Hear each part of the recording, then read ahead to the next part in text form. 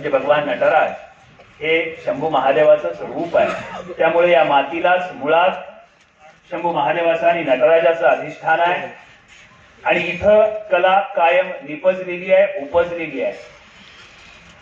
पण त्याला एक वेगळं स्वरूप प्राप्त होत नव्हतं, व्यापकता येत नव्हती।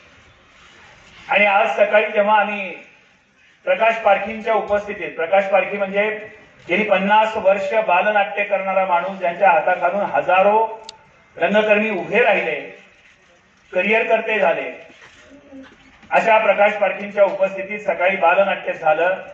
त्या दगडोजीराव देशमुख सभागृहामध्ये कमाल अशी होती की थिएटरमध्ये 1000 प्रेक्षक असतील, त्या 1000 मधले 900 मुलं होती आणि ही 900 मुलं 11 वाजता आलेली, जी 4 वाजेपर्यंत प्रकाश पारखी सरांच्या चर्चासत्रात सहभागी झाली, त्या सगळ्या वातावरणात न्हाऊन निघाली। आम्हाला